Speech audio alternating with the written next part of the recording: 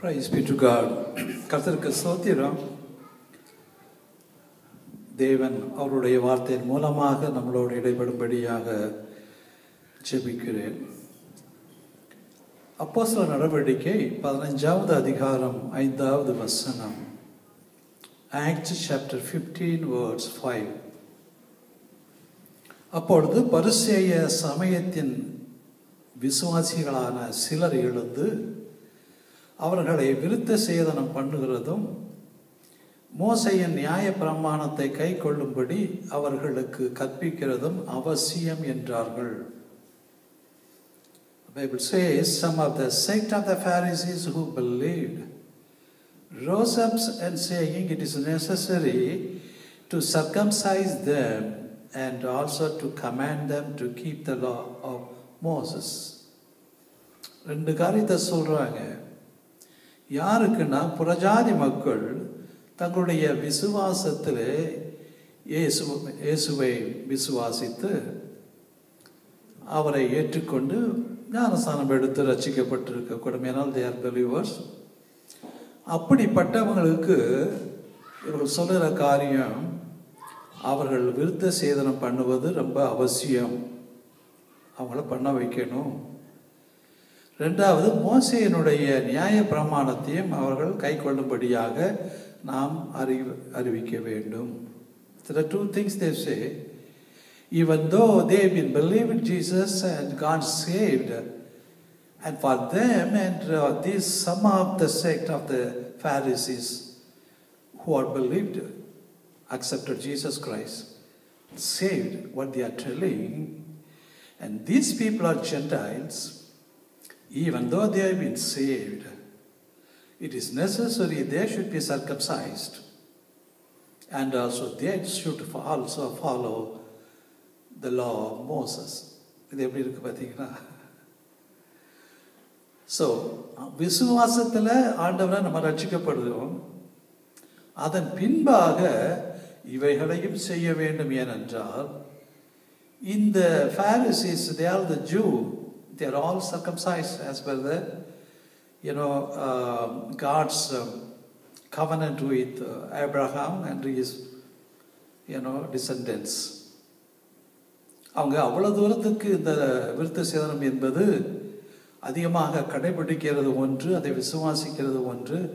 அது தேவனுடைய பிரமாணம், அது உடன்படிக்கை.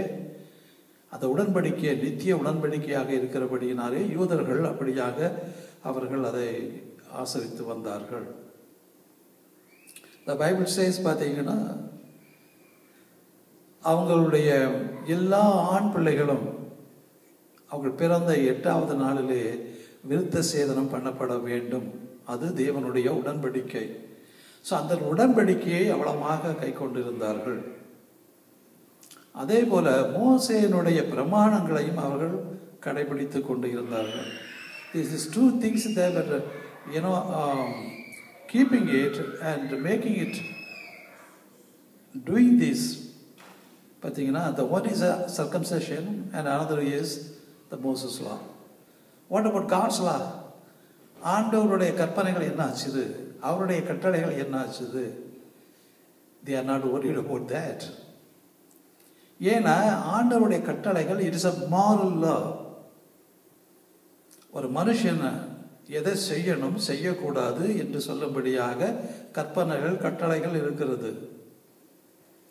ஸோ அவைகளை பின்பற்றாத இந்த யூதர்கள் இந்த விருத்த சேதனத்தையும் மோசேயினுடைய நியாய பிரமாணத்தையும் ஒழுங்காக கடைபிடிக்கும்படியாக அதில் தீவிரமாக இருந்தார்கள் என்று பார்க்கின்றோம். கேட்குறாங்க, மோசே தான் தழுதல் சீட்டை கொடுத்தாரு, இல்லை நீங்கள் அது எப்படி அந்த என்ன பார்த்து டிவோர்ஸ் நீங்கள் கிடையாதுன்னு சொல்ல முடியும்.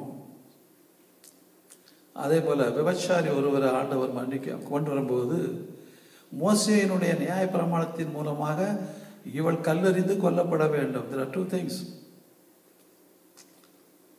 So they were following very closely with the Moses law, that the divorce is accepted. விவாகரத்து செய்யலாம். ஆண்டவர்கிட்ட கேட்குறாங்க, மோசே தழுதல் சீட்டை கொடுங்க சொன்னார். அதில் அவங்க ரொம்ப அதிகமாக இருந்தாங்களுடைய ஆண்டவருடைய கற்பனை கட்டளைகளை பற்றி அவர்கள் கவலைப்படவில்லை. ஸோ நம்ம வந்து we should know that what is God's commandment is different from the law of Moses.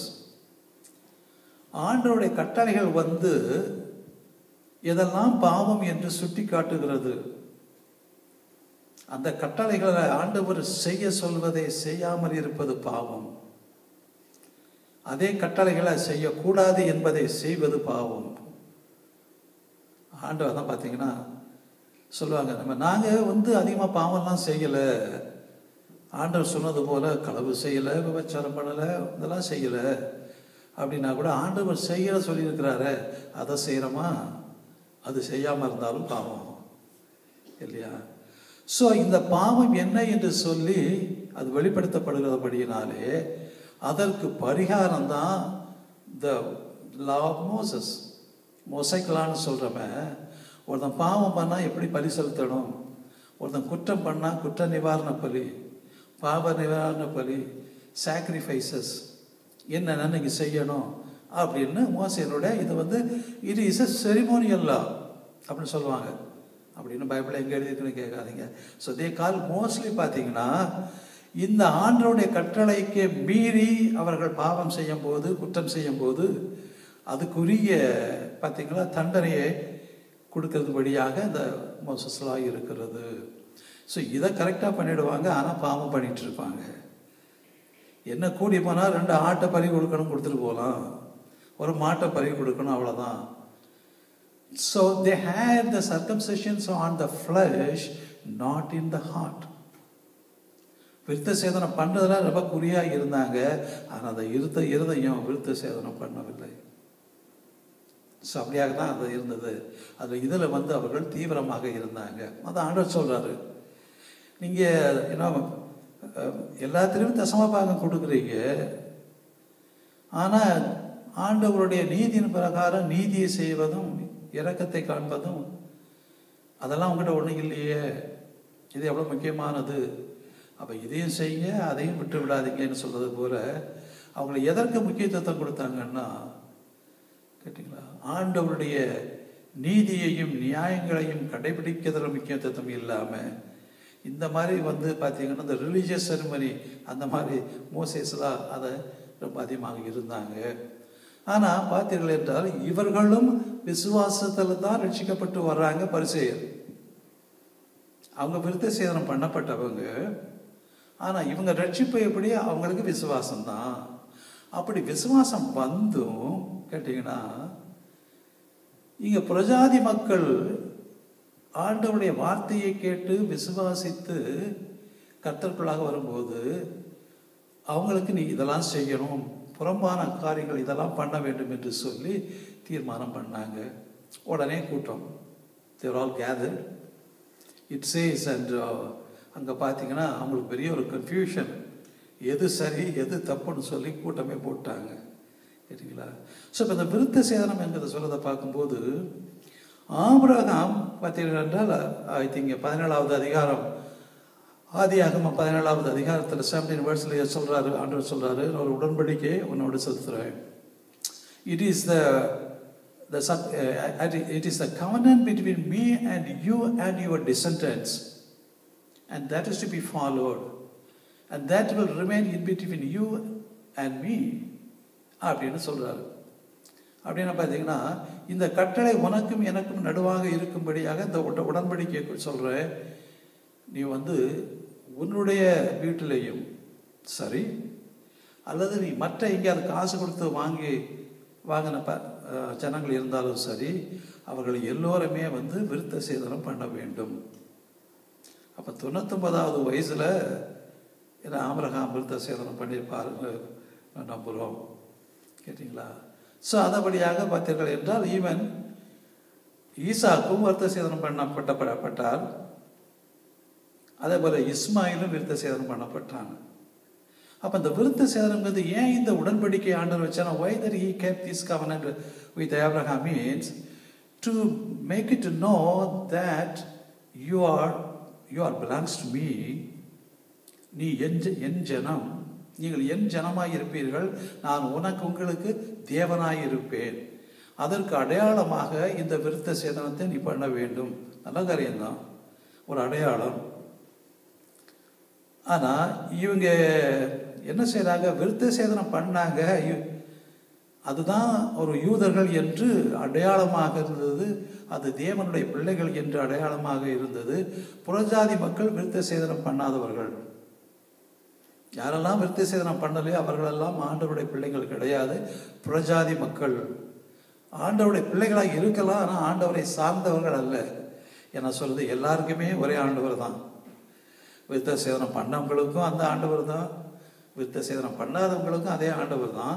ஆனால் அந்த விருத்த சேதத்தின் மூலமாக they have been identified, they belong to God, they know God and God know them, and they have been having His name. ஆண்டவர் முத்திரை போட்ட மாதிரி இந்த விருத்த சேதனம் ஆண்டவருடைய ஜனங்கள் யூதர்கள் என்று சொல்லும்படியான ஒரு அடையாளமாக இருந்ததை பார்க்கிறோம். அப்போ அந்த அடையாளத்தின் மூலமாக உன் சந்ததியை நான் ஆசீர்வதிப்பேன் என்று சொன்னார். அப்போ யாரெல்லாம் இந்த விருத்த சேதனம் உள்ளவர்களோ அவர்கள் தேவனுடையவர்களாக இருக்கிறபடியினாலே அவர்களுடைய சந்ததிகள் ஆசீர்வதிக்கப்படும். அங்கே ஒரு ஆசீர்வாதத்தையும் வைத்தார். ஆனால் இங்கே பார்க்கும்போது இவர்கள் எல்லாரும் எப்படி, யாருடைய சந்ததி அப்படின்னு சொல்லும்போது ஈசாக் அந்த வம்சம், அதே போல இஸ்மாயிலும் இருந்தார். இஸ்மாயில் வாக்குத்தத்தத்தின் பிள்ளை அல்ல, அவர் மாம்சத்தில் பிறந்தவர். ஸோ இந்த எல்லா ஆண்டவர் கொடுத்த வாக்குத்தத்தங்கள் எல்லாமே விசுவாசத்தில் உள்ளவர்களுக்கு தான். சரிங்களா? ஸோ அப்படி என்றால் இஸ்மாயில் என்ன ஆச்சுது, இஸ்மாயிலும் அந்த விருத்த சேதனம் பண்ணவன் தானே. அவனுடைய சந்ததி என்ன அப்படின்னு சொல்லும்போது அழகாக இங்கே கொடுக்கப்பட்டிருக்குது. ஆதியாகமம் 17:20 நான் அவனை ஆசீர்வதித்து அவனை மிகவும் அதிகமாக பருக பெருகுவேன் கேட்குறாரு. இஸ்மாயிலை குறித்த என்ன ஆண்டவரே, ஏன்னா அதுவும் ஆபிரகாமுடைய பிள்ளை தான், ஆனால் வாக்குத்தத்தத்தின் பிள்ளை இல்லை. ஸோ பிரஜாதி அவரோட குழந்தை, மாம்சத்தில் வந்த குழந்தை. ஸோ அதான் சொல்ல, அவன் 12 பிரபுக்களையும் பெறுவான். அவனையும் நான் திரட்சியாக நான் பெருக பண்ணுவேன், அவனையும் ஆசீர்வதிப்பேன். ஏன்னா அதே போல் அவனுக்கு 12 பிரபுக்கள் இருப்பாங்க, அவனை பெரிய ஜாதியாக்குவேன்னு அந்த ஆசீர்வாதத்தையும் கொடுக்குறாங்க. அப்போ இதனால் வரைக்கும் நீங்கள் பார்க்கும்போது பார்த்தீர்கள் என்றால் இஸ்மாயில் வழியில் வந்த எல்லா இஸ்லாமியரும் விருத்த சேதனம் பண்ணுகிறாங்க. இன்றைக்கு கூட இப்போ கூட பண்ணுறாங்க. கிராமத்திலேருந்து பட்டணத்திலேருந்து எல்லாருமே இஸ்லாமியர் விருத்த சேதனம் கொண்டு இருக்கிறாங்க. அதே போல் யூதர்களும் அதை கடைப்பிடிப்பார்கள் என்று நம்ம நம்புகிறோம்.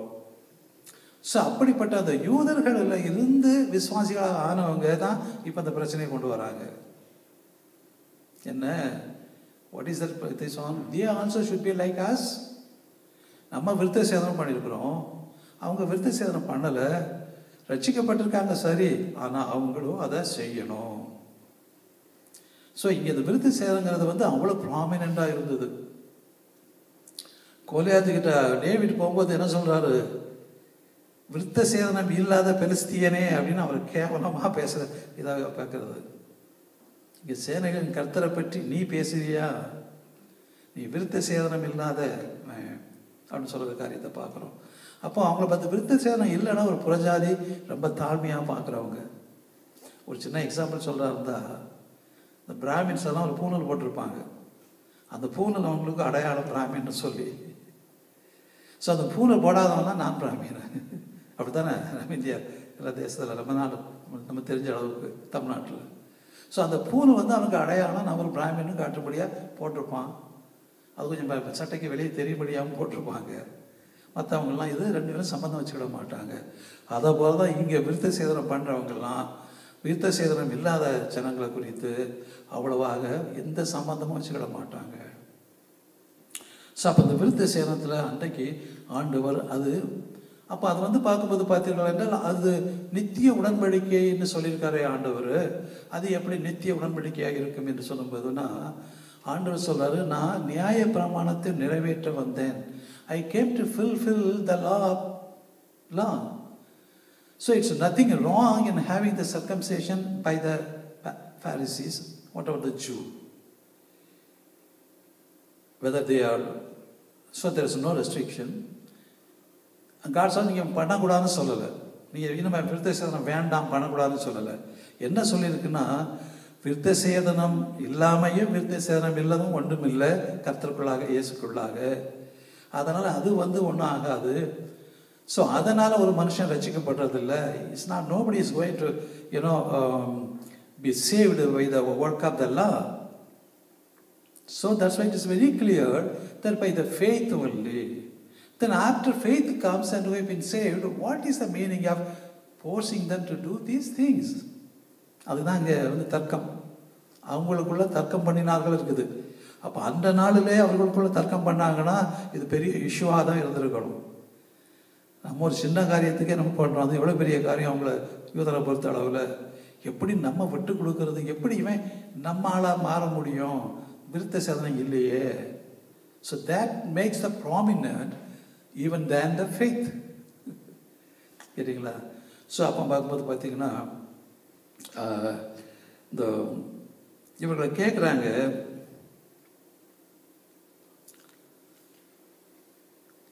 அது எப்படிப்பட்டதாக இருக்குதுன்னு என்றால், ஒரு புறஜாதியார் இயேசு கிறிஸ்துவை அறிந்து அவர்கள் அவரை ஏற்றுக்கொள்ளும்படியாக ஞானஸ்நானம் எடுத்து ரட்சிக்கப்படுகிறார்கள், பாவ மன்னிப்பை பெற்றுக்கொள்கிறார்கள். பெற்றுக்கொண்டுனா என்ன, அவங்க போகிறவங்க ஏதாவது ஒரு ஆவிக்குரிய சபையில் போய் சேரணும். அதுதான் மெயினாக ஜனங்கள் ரசிக்கப்பட்டவங்க போகிறது உண்டு இல்லையா? ஆனால் அங்கே போகிறதுக்கு அப்புறம் நீ வெள்ளை சேலை உடுத்துட்டு வந்தால் தான் அந்த ஆலயத்துக்கு வர முடியும். நீ கலர் ட்ரெஸ் போட்டுட்டா இங்கே செல்லுபடி ஆகாது, வரக்கூடாது. நீ போட்டிருக்க கம்மலையும் செயினையும் கடத்தி போட்டால் தான் you can come here, otherwise you can not அப்படின்னு இவங்க ஒரு பெரிய சுமையை சுமத்துறாங்க. இப்பவும் அது நடக்குது. கேட்டீங்களா? So what it makes for them to do like that, even though they are believed, they received the Holy Spirit, they know the truth of the Lord, and they are the preachers of the Bible, where it is written that it makes a difference whether they wear a colored dress or a white dress, or they wear a jewelry or not. வேதம் சொல்லுது, நீ தகுதியான வஸ்திரத்தை பற்றியும் தகுதியான கூந்தல் சிங்காரிப்பை குறித்தும் தகுதியான பார்த்தீங்கன்னா அலங்காரம் வேண்டான்னு சொல்கிறாரே ஒழிய, it makes no difference whether you are wearing a chain or not, or wearing a dress or colored dress or not. It makes no difference. Yeah, the faith is the conscience. அப்போ இந்த காலத்திலும் இப்படிப்பட்ட ஒரு சபையில் இப்படி செய்தாங்கன்னா what can we say about that? அவங்க கூலாக சொல்லிடுவாங்க, நீங்கள் வேற சபையை பார்த்து போயிடுங்க. How it is so shame to say that because you are coming with a colored dress and having a chain or some gold, so you should get out of the church. What it is? ரெண்டாவது காரியம், they will not give a communion. If you go with a colored dress or having a maybe நம்ம ஊரில் எல்லாமே தாலி chain போடுறது வழக்கம். அது யாருமே அலங்காரம்னு சொல்ல மாட்டாங்க. அலங்காரங்கிறது வேற. கேட்டிங்களா? எப்படி கொத்தா போட்டுட்டு வர்றது, பட்டுப்படைவையாக கொடுத்துட்டு வர்றது, தட் இஸ் அலங்காரம். எல்லாருமே how can we say that anyone is in a like a decorated, now it's in the church? No, not at all. Because the dress making no change. அப்போ இந்த காலத்திலையும் பாருங்க இப்படிப்பட்ட ஒரு காரியம் நடக்கிறதுங்கிறத நம்ம பார்க்குறோம். So still it's going on. கேட்டிங்களா? என்னுடைய ஓன் சிஸ்டரே பார்த்தீங்கன்னா ரசிக்கப்பட்டுட்டு ஒரு சபைக்கு போனால் அந்த பாஸ்டர் சொல்கிறாரு, ஏம்மா நீ இப்படி வந்தேன்னா உனக்கு கம்யூனியன் கிடையாது, வேற இடத்துக்கு போ அப்படின்ட்டாங்க. அவன் சொல்கிறான், சரி ரொம்ப நல்லது அப்படின்னு சொல்லிட்டு இவன் to some other church. So அப்போ புறஜாதி மக்கள் ஆண்டவர் ஃபெய்த்தில் வராங்க, விசுவாசிக்கிறாங்க. அவங்கள போயிட்டு நீ அதை பண்ணக்கூடாது இதை பண்ணக்கூடாது, you should do like this அப்படின்னா, so this is from the man, not from God. ஒரு மனுஷன் என்ன வரம்பு வச்சிருக்கிறானோ அதன்படி மற்றவங்கள நீ நடக்கணும்னு சொல்லும்போது அது எப்படியான ஒரு அதிகாரம் என்று பார்த்தீங்கன்னா, உலகத்தாரம் அதிகாரம் பண்ணுகிறது தான் சபையில் அந்த அதிகாரமாக இருக்க முடியும். கேட்டிங்களா? ஐயா எங்கே பைபிளில் சொல்லியிருக்குன்னு கேட்டால் இவங்க என்ன பதில் சொல்லுவாங்க? Where it says, where is the word of God? There should have come only the white dress, not in the color dress. Can you tell me? அப்படின்னா can they show something? They cannot. இல்லையா? So அப்படிப்பட்ட காரியங்கள் இன்னும் நடக்கிறத பார்க்கின்றோம். Communion for what? Do they know what is communion? Do they know that to whom that the communion is to be given? அதெல்லாம் கிடையாது. நீ எப்படி எந்த வாழ்க்கையை நடந்துக்கோ, உன் பாவம் மன்னிக்கப்பட மன்னிக்கப்பகல நீ கன்ஃபஸ் பண்ணுறியோ பண்ணலையோ, நான் கம்யூனியன் கொடுக்குறேன். ஆனால் மெயினாக வெள்ளை ட்ரெஸ் போட்டிருக்கணும், இந்த கம்மல் மூக்குத்தி செயினெல்லாம் கலத்தி போட்டுட்டு வரணும். இது என்ன இருக்குது? அதுக்கு மட்டும் கலத்தி போட்டுட்டு வருவாங்களா? So it's so think about thing. There are 2 young girls about 14 years and 15 years. நான் வந்து நார்மல் போயிருக்கும்போது ஒரு சர்ச்சு, அது ஒரு வாழைத்தோட்டத்துக்குள்ள ஒரு சின்ன சர்ச்சு. ஸோ அங்கே பிரசங்கம் பண்ணினேன். நான் எங்கே போனாலுமே I always talk about the salvation wherever I go. கேட்டிங்களா? அதான் நமக்கு முக்கியமான காரியம். ஜனங்கள் ரட்சிக்கப்படணும், ஆண்டவரை ஏற்றுக்கொள்ளணும், அதுக்கு மேலே உள்ள காரியங்கள்லாம் வேறு தான் ஃபஸ்ட்டு ப்ரையாரிட்டி. பேசி முடித்த உடனே அந்த 2 கேர்ள்ஸ் என்கிட்ட வந்தாங்க. வந்துட்டு சொன்னாங்க, பாஸ்டர் எங்களுக்கு சில பிரச்சனைகள் இருக்குது அப்படின்னாங்க. எதுக்கு அப்படின்னா, ஞானஸ்தானம் எடுக்கிறதுக்கு. அப்படி என்ன பிரச்சனைனா, எங்கள் பாஸ்டர் தான் பிரச்சனை. My pastor is a problem for us not to have taken a baptism. I said, why? Now he says that I should wear a white dress and I should remove all these things. Otherwise I will not have a communion. Then how can I do it? ஏன்னா அவங்க அம்மா அந்த சபைக்கு போகிறாங்க, அந்த அம்மா அந்த சபைக்கு ஏத்தாக்கில் போயிட்டு இருக்காங்க, அதனால பிள்ளைங்களும் அங்கே போகிறாங்க. அப்போ நான் சொன்னேன், நீங்கள் அப்படிப்பட்ட சபைக்கு எதுக்கு போகணும் அப்படின்னு. எங்கள் அம்மா அங்கே போகிறாங்க, என் தம்பி அங்கே போகிறான். அப்புறம் சொன்னேன், உங்கள் பாஸ்டர் வந்து is only mindful of your dress and your gold, is not bother about your soul. அப்படி தானே? ஆத்மாவை பற்றி அவருக்கு கவலை இல்லை. நீ என்ன உடுத்துட்டு வர, நீ என்ன போட்டுட்டு வர, இதுலேயே குறியாக இருந்தானா ஒரு pastor. How can he say that he is the anointed man and he has been having a Holy Spirit and he jumps ups and down? What it is? இல்லையா? ஸோ அப்படின்னு சொன்ன உடனே அது சொல்லிச்சு, எங்கள் அம்மா அங்கே போகிறாங்கிறது என்ன சொல்லுது, நீ கவலைப்படாத, நான் உனக்கு ஞானஸ்தானம் கொடுக்குறேன். அடுத்த நாள் ஞானஸ்தானம் ஆராதனை வேறு I go I do have a baptism service. அதனால் நாங்கள் கொடுக்குறோம், நாளைக்கு நீ வா, நீங்கள் 2 பேருமே வாங்க, நான் கொடுத்துட்றோம். அப்போ நான் சொன்னேன், உனக்கு கம்யூனியன் தானே ப்ராப்ளம். கம்யூனியன் அன்னைக்கு வந்து சிஎஸ்ஐ சர்ச்சுக்கு போ, அங்கே கம்யூனியன் கொடுப்பாங்க, யார் போனாலும் கொடுப்பாங்க, ஒன்றும் கேட்க மாட்டாங்க. உன் பிரச்சனை முடிஞ்சது. அதுக்கப்புறம் இந்த சபைக்கு போகிறது ஓவருக்கும். ஏன்னா அவங்க பேரண்ட்ஸ் எல்லாமே போயிட்டுருக்காங்க. அதனால் communion is not a problem அப்படின்னோட அதுங்க வந்துடுச்சு. வந்துட்டு அவங்க இன்னொரு பையன், அவங்க பிரதர் ஒன் பையன், அந்த guy is also about 13-14 years, அவனையும் கூட்டிட்டு வந்து 3 பேரும் ஞானஸ்தானத்தை ஒப்பு கொடுத்தாங்க. இந்த ஆத்மாக்கள் ஏதாவது ஒன்று ஏதாவது ஆகி போச்சுன்னா, whether this pastor will be responsible for them not giving the baptism because of their dress and they are அவங்க சொல்றது பிள்ளைங்க ஒரு சின்ன செயின் போட்டிருக்கோம் அங்கிள், இதை கூட கலத்தி போடுங்கிறாரு. கம்மல்லாம் சின்ன கம்மல் தான். பிகாஸ் வில்லேஜில் where do they have gold, maybe small level only they'll be putting a chain and some earrings. They don't put like a decoration or something else. They said you have to remove it. So இந்த மாதிரி நடக்கிற காரியம் இந்த நூற்றாண்டில் 2000 வருஷத்துக்கு அப்புறமும் ஆண்டவர் மரித்து எல்லாம் பிரசங்கம் பண்ணுறோம். Then why do you impose such a things in the church on the people? அது வந்து அன்றைக்கு நுகத்தடிய ராஜாக்கள் வந்து ஜனங்கள் மேலே எப்படி போட்டாங்களோ அதை போல இன்னைக்கு பாஸ்டர்மாருங்க விசுவாசிகளாக வர்ற புறஜாதி மக்களும் கேட்டிங்களா, அவங்களுக்கு ஒரு நுகத்தடியை போடுறதை பார்க்குறோம். இட்ஸ் பார்த்தீங்களா, இங்கே அதுதான் பார்த்தீங்கன்னா, ரசிக்கப்பட்டாலும் they should be circumcised, they should follow the Moses law. So அதான் இங்கே இந்த காரியங்களை பார்க்கறதாக இருக்கிறத பார்க்கின்றோம். அப்போ இது வந்து ஒரு எவர்லாஸ்டிங், இது வந்து இட் இஸ் எவர்லாஸ்டிங்னு சொல்லும் போது எப்படின்னா, ஆண்டவர் சொல்கிறார் இயேசு கிறிஸ்து, நான் நியாய பிரமாணத்தை நிறைவேற்ற தான் வந்தேன், வழியை அழிக்க வரல. I have not come to destroy the law but to fulfill. So here it fulfills. கேட்டிங்களா? இப்போ பார்க்கும்போது பார்த்தீங்கன்னா, இந்த விருத்த சேதனத்தின் மூலமாக அவர்கள் சந்ததிகள் ஆசீர்வதிக்கப்பட்டது, பெருகினது ஆசீர்வதிக்கப்பட்டது. ஆனால் நம்ம ஃபெய்த்ங்கிற அந்த விசுவாசத்தினால, and our heart is circumcised, because of the circumcision of heart we get the forgiveness of God. Then we became in the seed of Abraham, not only to receive the blessing and according to the covenant, but also to be the inherit the God's kingdom. So this also fulfilled.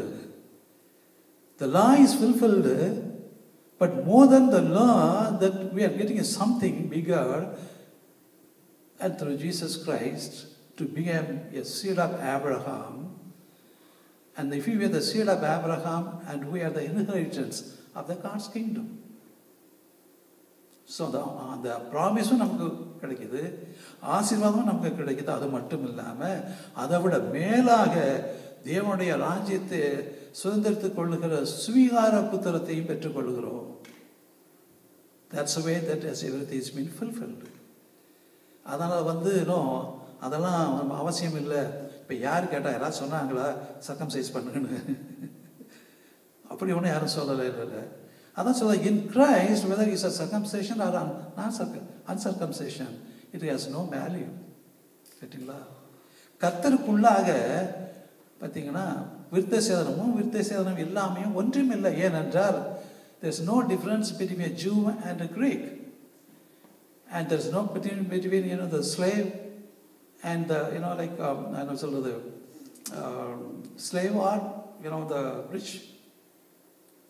So nothing different. There is no difference between a male and female. So in Christ அப்படி இருக்கும்போது what is the meaning of the circumcision? It's there. அதுக்கு அவசியமே கிடையாது. அதை பற்றி பேச வேண்டிய அவசியமே இல்லை. கிடைக்கல. ஸோ ஆண் என்றும் இல்லை, பெண் என்றும் இல்லை, தாழ்ந்தவன் உயர்ந்தவன் என்று இல்லை, யூதன் என்றும் இல்லை, கிரேக்கன் என்றும் இல்லை, எல்லாரும் ஒன்றாக இருக்கிறாங்க. By how? It's by the faith, not by the deeds. So அதுதான் இங்கே சொல்லப்படுகிற ஒரு காரியத்தை பார்க்கிறோம். அதனால இயேசு கிறிஸ்து he came to fulfill the law. அதான் சொல்லப்படுறது.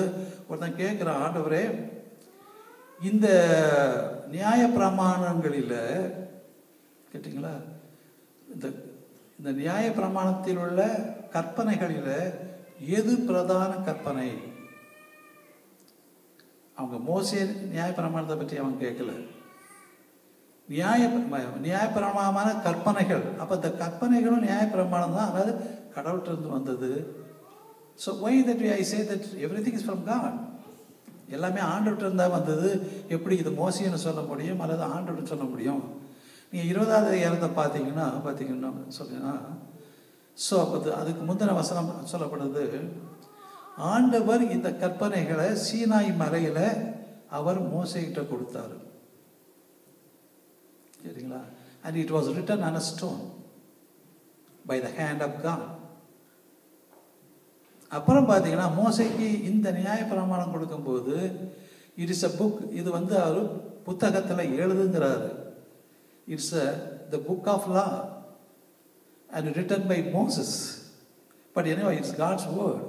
But there's two difference, the law of Moses and the commandments.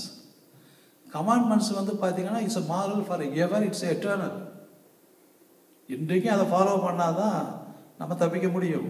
நான் ரசிக்கப்பட்டுட்டேன், நான் அதை ஃபாலோ பண்ண முடியும்னு இருக்க முடியுமா? இன்றைக்கி நம்ம பிள்ளைங்களுக்கு எது தப்பு எது ரைட்டுன்னு எப்படி தெரியும்? How the children will know that which is correct, which is not correct, if you don't tell them the 10 commandments? So the 10 commandments எதை குட்டி காட்டுறதோ தப்புன்னு அதுக்கு பரிகாரத்துக்கு தான் the law of Moses. அது இல்லைன்னா இது எப்படி அவங்க ரெண்டும் ஒன்றாக இருக்கிறது? பட் அது God's law, this is Moses law. That's what we call Mosaic law. கேட்டிங்களா? even though it's from God. இது டெம்பரவரி, திஸ் இஸ் எட்டர்னல். கேட்டிங்களா? ஸோ அப்படியாக இது அதை நம்ம முதல்ல தெரிந்து கொட்டோம்னா it will be so more clear about that. அப்போ இங்கே சொல்லப்படுற சேம் ஆக்ட் சாப்டர் 15:7 வருவோம். பார்த்தீங்கன்னா பேதுரு எழுந்து சொல்கிறாரு, சகோதரரே, நீங்கள் அறிந்திருக்கிறபடி புறஜாதியார் என்னுடைய வாயினாலே சுவிசேஷ வசனத்தை கேட்டு விசுவாசிக்கும்படி தேவன் அநேக நாட்களுக்கு முன்னே உங்களில் ஒருவனாகிய என்னை தெரிந்து கொண்டார். God has chosen me to preach the gospel from my mouth to the Gentiles. இதுக்காகவே தெரிந்து கொண்டாரு. அப்படி இருக்கும்போது பார்த்தீங்கன்னா சொல்லப்படுகிறது, ஸோ உங்களில் ஒருவனாகிய என்னை தெரிந்து கொண்டார் என்று நீங்கள் அறிந்திருக்கிறீங்க. You all know that, I am taking the gospel to the Gentiles, so God chosen me for that. அப்படி தெரிந்திருந்தோம். அடுத்தவர் சொல்லுது கேட்டீங்கன்னா, இருதயங்களை அறிந்திருக்கிற தேவன் நமக்கு பரிசுத்த ஆவியை தந்தருளினது போல அவர்களுக்கும் தந்தருளினார். You are saved, you receive the Holy Spirit by faith, you saved. And they are also by faith they saved, they receive the Holy Spirit. What is the difference between you and them? Nothing is there. Yes, ஆண்டவர் அவர்களுக்கும் நம்மை போல பரிசுத்த ஆவியை கொடுத்திருக்கிறாரு. அதுக்கு மேலே உனக்கு என்ன வேணும்?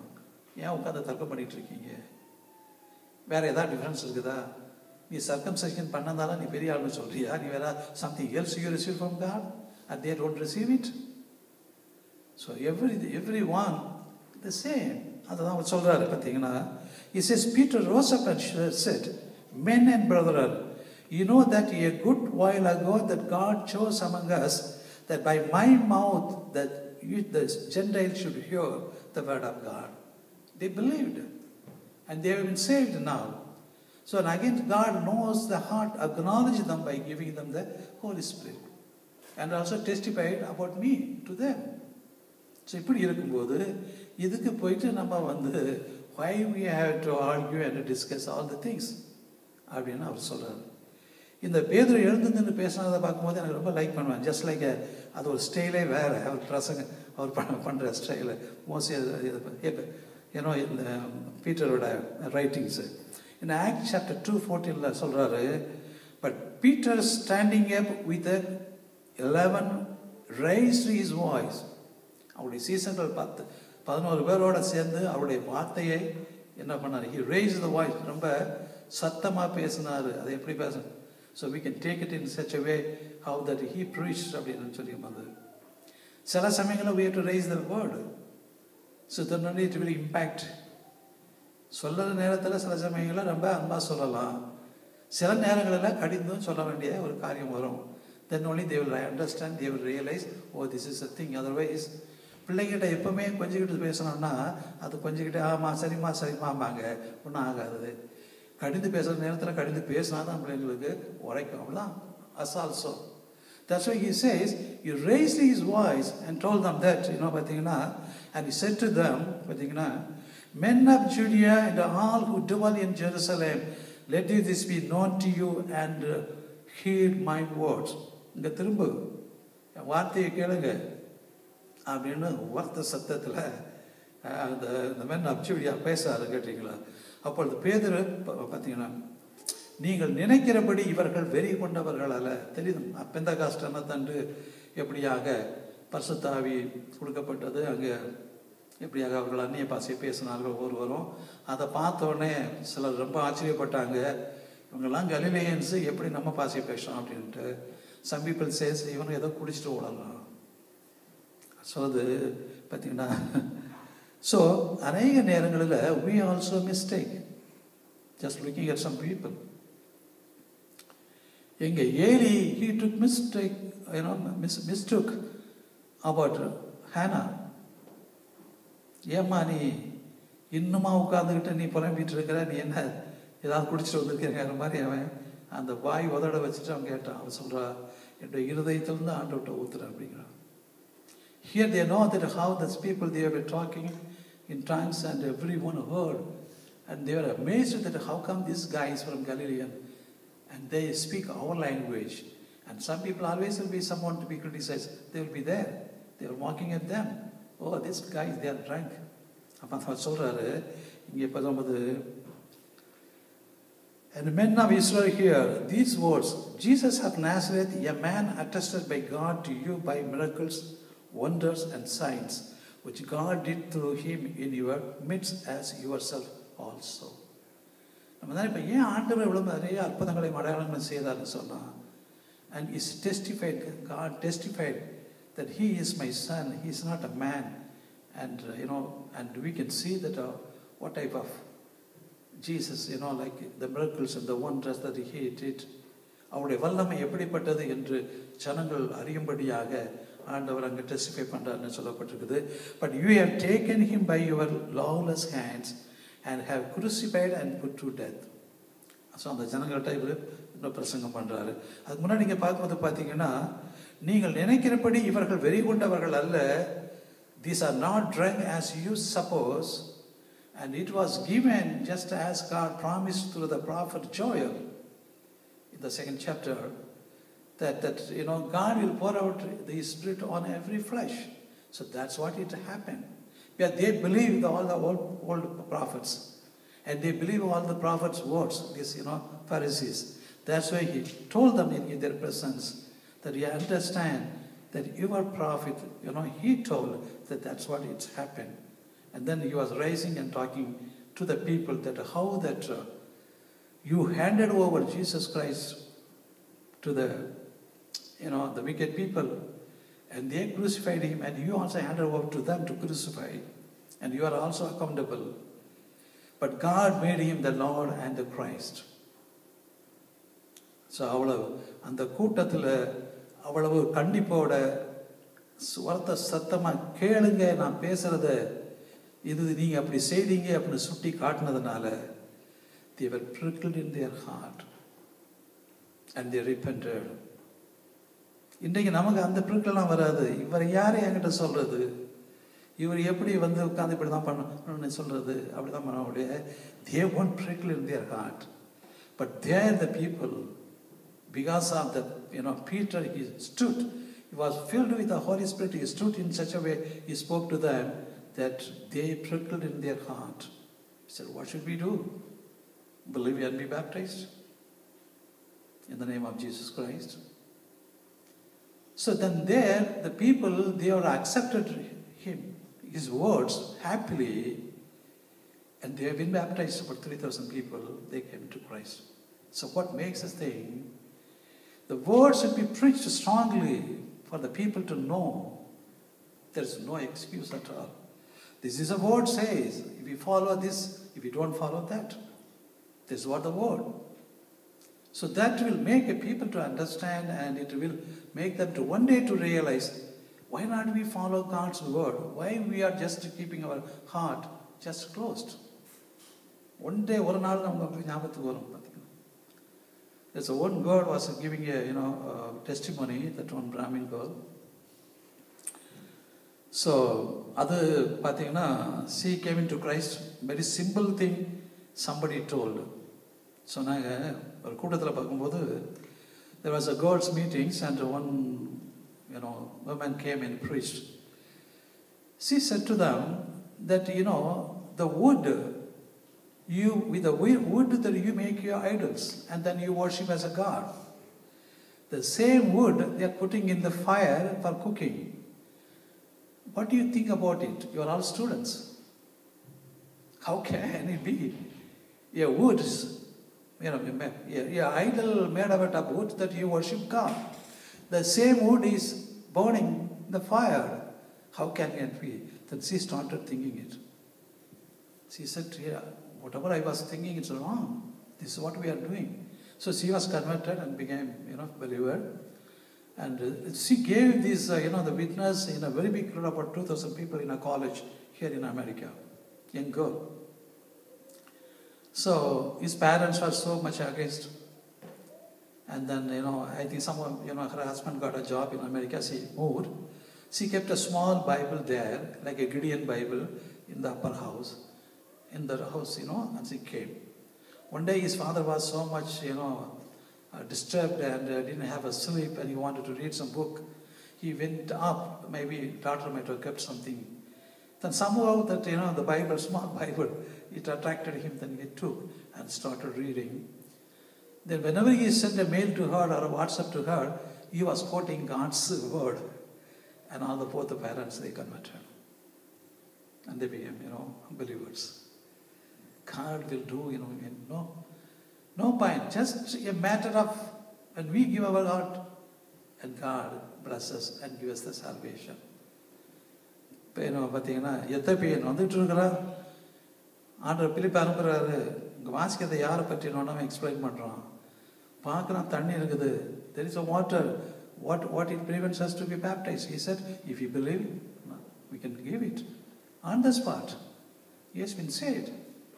I think Ethiopia, there are so many Christians are there. I think that's why we heard in this one. There are a lot of Christians were there in Ethiopia. Because God, take one man to bring so many souls. That's what it happened through the 12 disciples. The whole world, they know Jesus Christ. The whole world worship the God because of the 12 people, 11 people, one man can go on, maybe another 12 also. So writers பார்த்தீங்கன்னா ஆண்டவர் எல்லாத்தையும் எடுத்து உபயோகப்படுத்துறது தேவன், கேட்டிங்களா? So அதனால் such a wonderful thing. So இங்கே பேசின உடனே and 2:23 and 24 it says in Acts chapter, அந்த இயேசுவை நீங்கள் பிடித்து அக்கிரமக்காரருடைய கைகளினாலே சிலுவையில் அடித்து கொலை செய்தீர்கள். பட் தேவனோ அவருடைய மரண உபாதிகளில் கட்டை அவிழ்த்து அவரை எழுப்பினார். அவர் மரணத்து கட்டளைகள் கற்பிக்கப்படவில்லை என்று சொல்லும்படியாக இருக்கிறதை பார்க்கின்றோம்.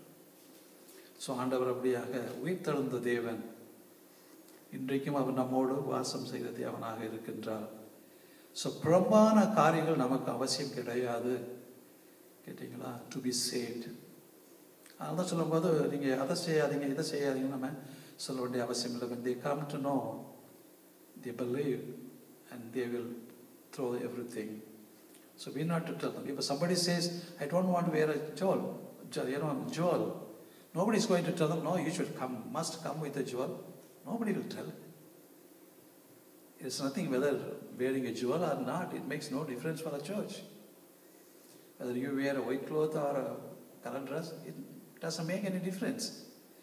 இங்கே வெள்ளையாகணும், உள்ள வெளியில் வெள்ளையாக வச்சுக்கிட்டு என்ன பண்ண முடியும்? So that the heart should be pure, not the outside whiteness. சரிங்களா? கேட்காதீங்க, நீங்கள் ஏன் வெள்ளை சட்டையை போட்டு வரீங்கன்னு கேட்காதீங்க. இது கொஞ்சம் டீசெண்டாக இருக்கட்டும். அதான் ரொம்ப கலர் சட்டையை போட்டுக்கிட்டு இருந்தால் என்ன இவர் மைனர் மாதிரி கலர் சட்டை வரணும்னு சொல்லக்கூடாது. So that's a thing. So அப்படியாக ஆண்டவர் பார்த்தீங்கன்னா அந்த நாட்களில் Acts chapter 15:6, now the apostles and the elders came together to consider this matter. So that was, done deal. So because even I'm just putting in a video and other things. My intention, let the churchy pastor also see, and at least they can repent for that. How many souls they might have been sent out of the home because of the dress and the jewel? They are accountable to God. They cannot just do as like that. Yeah. So அப்போஸ்தலர் 9வது வசனம் சொல்றார் அவர். அப்போஸ்தலர்களுடைய Acts chapter 59ல விசுவாசத்தினாலே அவர்கள் இருதயங்களை அவர் சுத்தமாக்கி நமக்கும் அவர்களுக்கும் யாதொரு வித்தியாசம் இல்லாதபடி செய்து, ஆண்டவர் தான் செய்தார். ரட்சிக்கப்பட்ட உடனே God doesn't see whether he is a Gentile or a Greek, and he cleans up all our heart. Now therefore, why do you test God putting a yoke on the neck of disciples? It's like a testing God, putting a yoke upon the people. So which neither our fathers nor we were able to bear. இந்த 10 கட்டளையில ஒரு கட்டளையில தவறுனா கூட we are committing sin. We are going to pay penalty. So அப்படி இருந்தது. ஆண்டவர் விசுவாசத்தினால ஒரு பாவ மன்னிப்பை கொண்டு கொடுத்துருக்காரு. இல்லை, you have to follow the law of Moses. What for? நம்ம என்ன கொடுக்க போகிறோம்? என்ன சாக்ரிஃபைஸ் பண்ண போகிறோம்? Already Jesus sacrifice for everyone at the cross. He died at the cross. He has given all the things, paid off. So we are need not to pay anything for that, only to give our heart and accept Him and to walk with Him. So கர்த்தராகிய இயேசு கிறிஸ்துவின் கிருபையினாலே அவர்கள் ரட்சிக்கப்படுகிறது எப்படியோ அப்படியே நாமும் ரட்சிக்கப்படுவோம் என்று நம்பி இருக்கிறோமே என்றார். This is the same thing. Gospel is same to Gentiles as well as to the Greek, as well as the Jew. ஒன்றும் வித்தியாசம் கிடையாது. எல்லாருக்கும் ஒரே காஸ்பல் தான். Even to the pastors or the bishop, the same gospel, and his word will judge them. The same thing will judge us also. Okay, the judgment starts from the church. First thing, me, then others in the church. That will be the thing that will start from the church. So we have to be very fearful, to the word of God. So, Romans chapter 3:28 சொல்லப்படுகிறது, therefore we conclude that a man is justified by faith apart from the deeds of the law. அன்றைக்கு அவங்க என்ன அவஸ்தாங்க, நல்ல காரியம் பண்ணுனா போதும், லா கடைபிடிச்சா போதும், if you do the righteous thing it's enough அப்படின்னு நினைச்சாங்க. But no more after Jesus came. So, and nobody is going to be justified now by their deeds of the law. It's by the faith on Christ after Christ came. So பார்த்தீங்கன்னா, அதனால் நீ அதை பண்ணாத இதை செய்யாதன்னு சொல்லிட்டு இப்படி தான் வரணும், இப்படி தான் பண்ணணுங்கிறது இட்ஸ் நாட் த திங். அதே நேரத்தில் நாங்கள் எப்படி வேணாலும் ட்ரெஸ் பண்ணிட்டு வரணும் அப்படி நினைக்காதீங்க. அப்படி இல்லை, சொல்லலை. அங்கே கலர் ட்ரெஸ்ஸு, ஒயிட் ட்ரெஸ் தான், வேறு. நாங்கள் எப்படி வேணாலும் I was astonished when I went to a church, that's a Catholic church in Dubai. வெளியில் பெரிய போர்டு போட்டிருந்தாங்க, please come with a decent dress அப்படின்னு. சர்ச்சு வெளியிலே போர்டு போட்டிருந்தாங்க. அப்போ என்ன மாதிரி ட்ரெஸ் போட்டு இவ்வளோ பேர் இருப்பாங்கன்னு நினச்சிருக்காங்க. ஸோ அங்கே multi people, so many people, they were used to come there. So அந்த மாதிரி போட்டிருந்தாங்க. ஸோ ஆண்டவர் சன்னதியில் வரும்போது we have to humble ourselves, we have to be fearful to God, we have to see everything. அப்படியே படுத்து எழுந்திரிச்சு மூஞ்சை கழிட்டு அப்படியே வரக்கூடாது, தரையாசி இருக்கணும், நல்ல ட்ரெஸ்ஸாக போட்டிருக்கணும் இல்லையா. So it's God's house. ஒருத்தர் வீட்டுக்கு போகிறோம்னா இவ்வளோ ட்ரெஸ் பண்ணிட்டு போகிறோம். அப்போ God's house we cannot neglect. பார்த்தீங்களா? ஸோ சொல்லும்போது பார்த்தீங்கன்னா, and he is God for Gentiles and Jews. அவங்க கேட்குறாங்க, is he God for only the Jew? It's not that he is God also for Gentiles. Then why do you talk like all this vanity? So there's one God who will justify the circumcised by faith. The same God will circumcise even the Jew by faith only, not by the deeds anymore. So அங்க சொல்லப்பட்டிருக்குது. So do we then make void the law through faith? இயேசு கிறிஸ்து எல்லாத்துக்கும் முடிவானாரு. கேட்குது பார்த்தீங்கன்னா, Romans chapter 3:31 can we void that we need not bother about that law? And it says, certainly not. On the contrary, we establish the law. நம்ம ஆண்டோடைய கற்பனைகள், 2 பிரதான கற்பனைகள் நம்ம பண்ணும்போது, you fulfill the 10 commandments. The first commands, it fill the first the பிரதான கற்பனைகள் சொல்லுகிற the first பிரதான கற்பனை ஆண்டவர் 5 கட்டளைகளை அதை ஃபில் பண்ணுது. The second கற்பனை, தன்னை போல பிறரை நேசி, it covers all these things that what you should not do it. It covers. கேட்டீங்களா? அதான் 2 கற்பனைகளை கொண்டு வந்ததுனால, can you reject the 10 commandments? Then how do you know what is கற்பனை, what is கட்டளை? So when we have this one, then we know that what it is. So otherwise we may not be knowing also. So do you know that make void the law through faith? Certainly not. On the contrary, we establish the law. When we come into Christ, when you are led by the Holy Spirit, more than any circumcision, or more than any other righteousness, the Holy Spirit leads you into the way of the Lord, that your actions and your deeds, everything will be pleasing to God. That's what God wants. That's what God created the man in his own image and his likeness. So that we will also be like the one that was created in the beginning at the last day. So that's what the விருத்த சேதனம் உள்ளவர்களை விசுவாசத்தினாலும் விருத்த சேதனம் இல்லாதவர்களை விசுவாசத்தின் மூலமாகவும் நீதிமான்களாக ஆக்கிற தேவனும் ஒருவரே.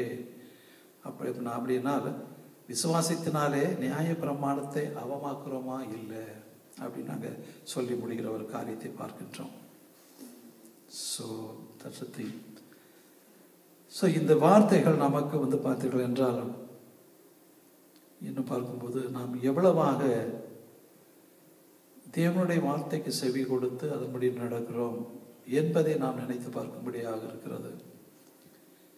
ஸோ அதுதான் நமக்கு முக்கியமான காரியமாக இருக்கிறது.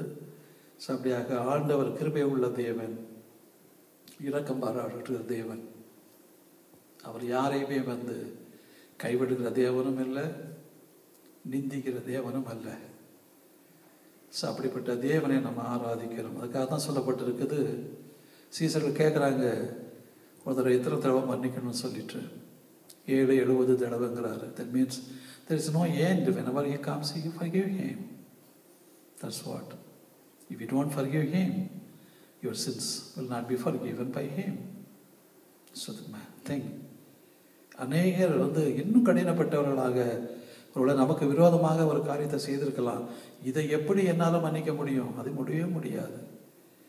இப்படி ஒரு காரியத்தை இவன் செய்வான்னு நினச்சி பார்க்கல, நம்ம பண்ணிட்டோம். I cannot forgive him அப்படின்னு சொன்னால் கூட whatever may be, our sins will not be forgiven by God. How many times you pray, how many times you fast, nothing will be done. Our God, word of God is a God word. That is the final. So அதனால் வந்து நம்ம எல்லாருடைய குற்றங்களை யார் நமக்கு என்னென்ன பண்ணியிருந்தா கூட அதெல்லாம் மன்னிக்கிற தன்மையில் இருந்தோம்னா தான் ஆண்டவரோடு நம்ம நடக்க முடியும். அதை மனசில் வச்சுக்கிட்டே இருந்தோம்னா ஸோ நம்மக்கிட்ட ஒரு பீஸ் வராது, ஒரு சந்தோஷம் நம்மக்கிட்ட இருக்காது. கேட்டீங்களா? எப்படியாக ஆண்டவர் என்னை மன்னிச்சாரு என்று சொல்லி நம்ம விசுவாசிக்கும் போது நம்ம எவ்வளவாக சந்தோஷப்படுகிறோமோ, அதே போல மற்றவருடைய குற்றங்களை மன்னிக்கும் போதும் அந்த சந்தோஷம் நம்மகிட்ட இருக்கும். கர்த்தர் உங்களை ஆசீர்வதிப்பாராக. ஹல்லேலூயா. ஜெபம் பண்ணுவோம்.